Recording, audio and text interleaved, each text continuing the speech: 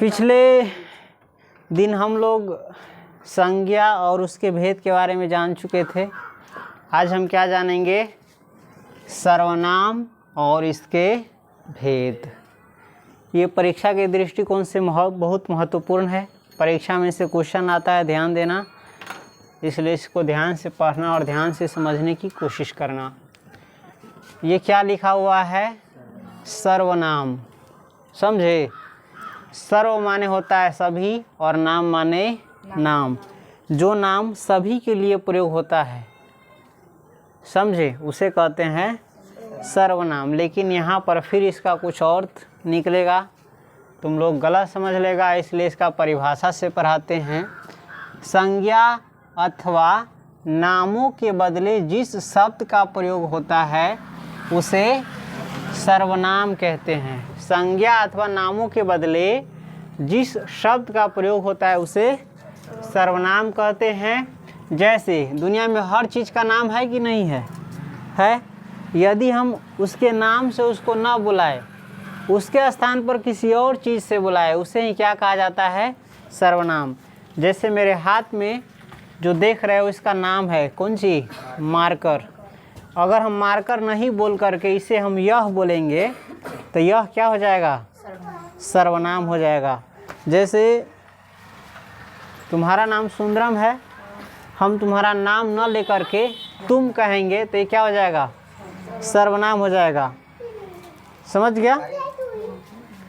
खैर, इसको हम डिटेल्स में थोड़ा सा भी जान लेते। चलो एक और शब्द देखो, मैं का प्रयोग सभी व्यक्ति कर सकता है, चाहे लड़का हो, चाहे लड़की हो, चाहे पुरुष हो, चाहे स्त्री हो, चाहे बूढ़ा हो, चाहे जवान हो, चाहे बच्चा हो, चाहे विद्यार्थी हो, चाहे डॉक्टर हो, चाहे कोई भी हो। तो लगभग ये नाम सभी के लिए प्रयोग होता है। तो जो नाम सभी के लिए प्रयोग होता है उसे कहते हैं सर्वनाम। ये अपना मन से बनाया हुआ है, थोड़ा सा इसको डिटेल्स में समझ लेते हैं। जातिवाचक जातिवाचक संज्ञा में तुम लोग समझा था कोई ऐसा नाम जिससे जाति वर्ग का बोध हो, यानी पूरे जाति का बोध हो जाए, उसे कहते हैं जाति। जैसे लड़का कहने से दुनिया में सारे लड़कों का बोध हो जाता है, तो ये क्या हो गया? जातिवाचक संज्ञा। लड़की कहने से दुनिया में, ठीक है।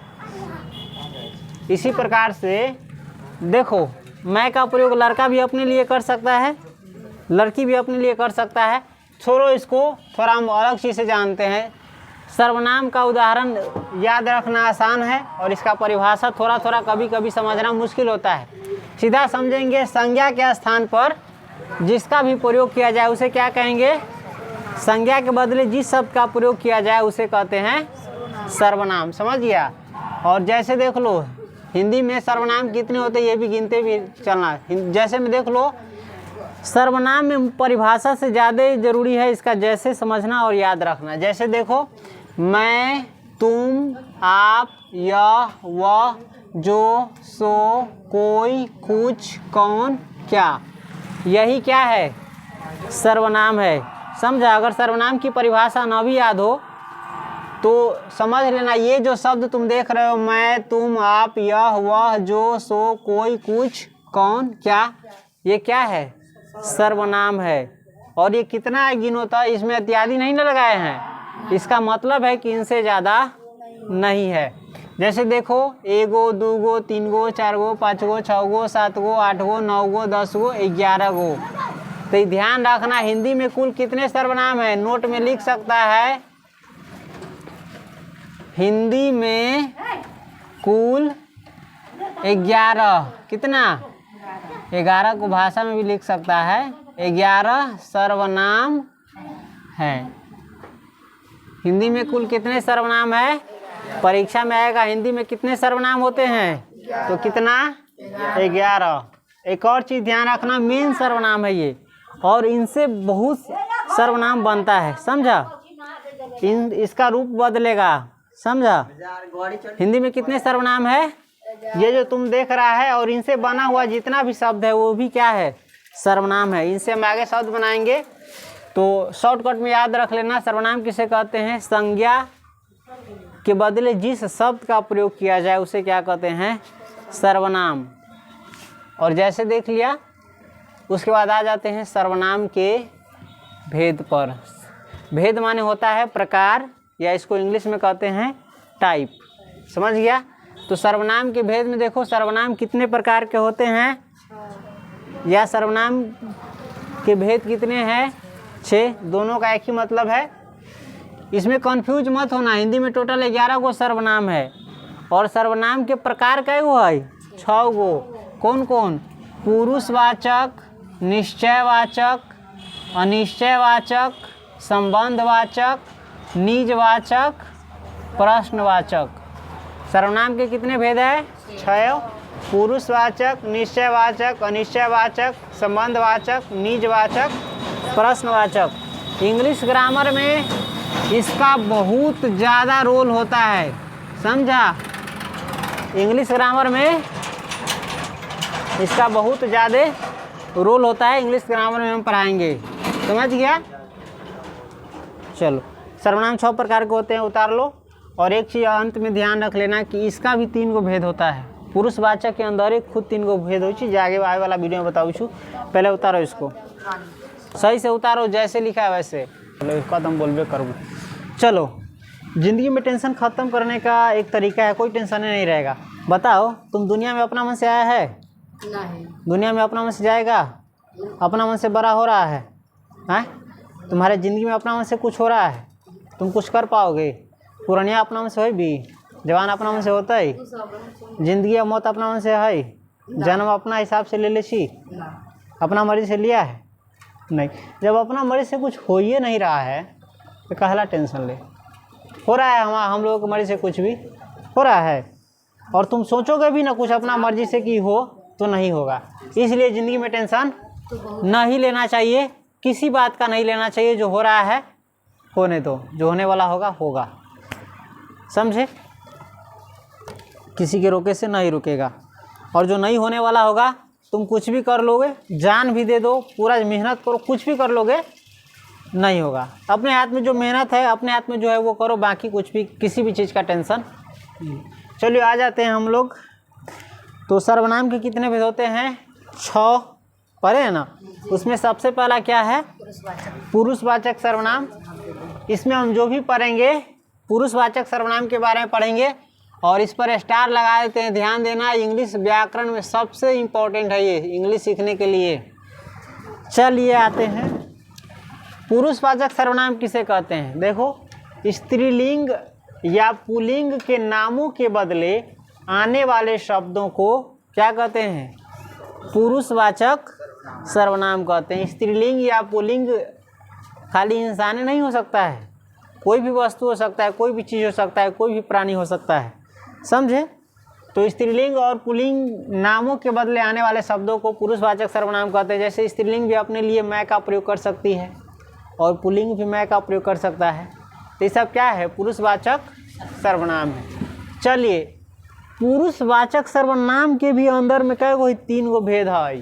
कौन सी? उत्तम पुरुष, मध्यम पुरुष, अन्य पुरुष।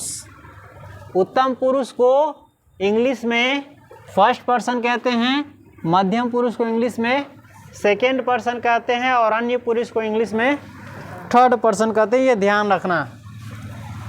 अब आ जाते हैं उत्तम पुरुष की परिभाषा पर, ठीक है। उत्तम पुरुष किसे कहते हैं? जो शब्द कहने वाला या बोलने वाला अपने लिए प्रयोग करता है उसे उत्तम पुरुष कहते हैं। जैसे मैं अपने लिए प्रयोग किया, किसी और के लिए। मैं जो शब्द है, ये मैं बोला ना, किसके लिए मैंने प्रयोग किया? अपने लिए। तो मैं क्या है? उत्तम पुरुष है। इसको इंग्लिश में कहेंगे फर्स्ट पर्सन। ध्यान रखना, आई माने मैं होई छै। इंग्लिशों में थोड़ा ध्यान करेगा हो तू ना, एले तनका मन का हिंट देले जाइ छु। आई माने मैं होई छै, आई और मैं हो कथी है? दोनों फर्स्ट पर्सन है, यानी उत्तम पुरुष है। मैं के ही इंग्लिश में कही छै आई। समझ गया।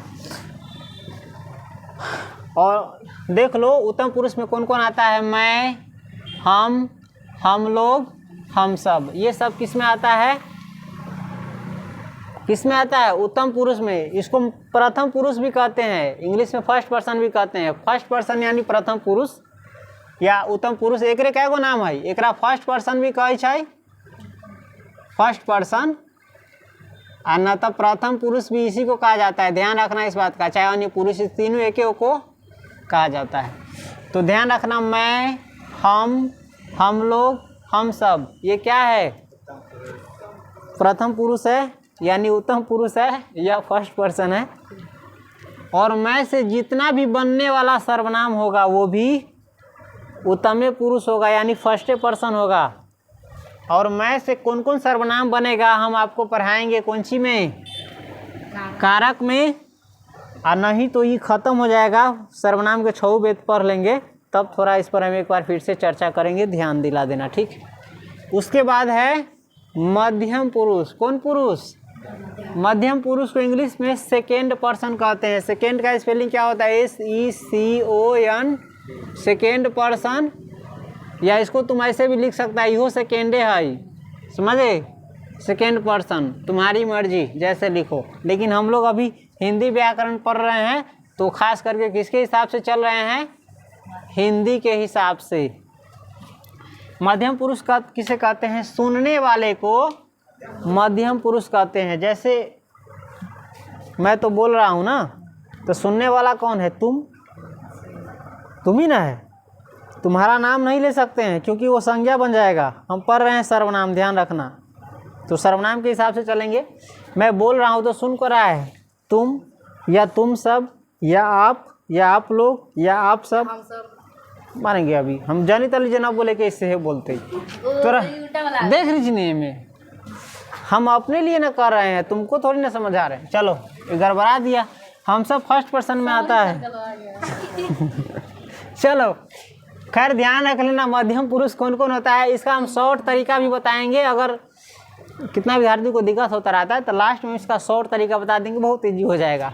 चलो आ जाते हैं। हाँ, मध्यम पुरुष किसे कहते हैं? सुनने वाले को मध्यम पुरुष कहते हैं। और सुनने वाला कौन होता है? मैं बोलूँगा तो तुम होगा, तो तू या तुम या आप लोग या आप सब, ये क्या होगा? मध्यम पुरुष। ध्यान रखना, तू, तुम, आप लोग, आप सब, आप सभी, ये सभी मध्यम पुरुष होगा। चलिए आ जाते हैं। जीभ कला निकालती है गलत बोल करके। चल हम पढ़ा रहे हैं तो उस बीच हम नहीं बोल सकते हैं, हमारी मजबूरी है। लेकिन ये थोड़ी नहीं कि मतलब ध्यान ना दे लियो। चल इधर देखो, तीसरा क्या है? अन्य पुरुष। अन्य पुरुष को इंग्लिश में कहते हैं थर्ड पर्सन। क्या? Third person. ध्यान रखना, इंग्लिश ग्रामर में इसको पढ़ाएंगे। या इसको ऐसे भी लिख सकता है, कौन सी है? थर्ड है, थर्ड, उसमें अच्छा से पढ़ेंगे। चलो इंग्लिश व्याकरण में अन्य पुरुष किसे कहते हैं? जिसके बारे में बात किया जाए या जिसके बारे में कुछ कहा जाए उसे कहते हैं अन्य पुरुष। जैसे यह, वह, ये, वे। समझा? समझ गया? चलो इसका शॉर्ट तरीका जानते हैं हल्का सा। प्रथम पुरुष या उत्तम पुरुष किसे कहते हैं? मैं और हम को क्या कहते हैं? प्रथम पुरुष यानी उत्तम पुरुष। मैं और हम को क्या कहते हैं? उत्तम पुरुष। मैं और हम से जितना बनने वाला होगा वो भी होगा उत्तम पुरुष। मध्यम पुरुष किसे कहते हैं? तुम और आप को क्या कहते हैं? तुम और आप को कहते हैं मध्यम पुरुष। और इनसे जो भी बनने वाला होगा उसको भी कहेंगे मध्यम पुरुष। और ये उत्तम यानी फर्स्ट पर्सन और सेकेंड पर्सन यानी उत्तम पुरुष और मध्यम पुरुष को छोड़ करके बाकी जितने भी सर्वनाम होंगे, चाहे इन दोनों को छोड़ करके बाकी दुनिया में जो भी होगा सब आ जाएगा थर्ड पर्सन में यानी अन्य पुरुष में। समझ गया? तो उतारो इसको।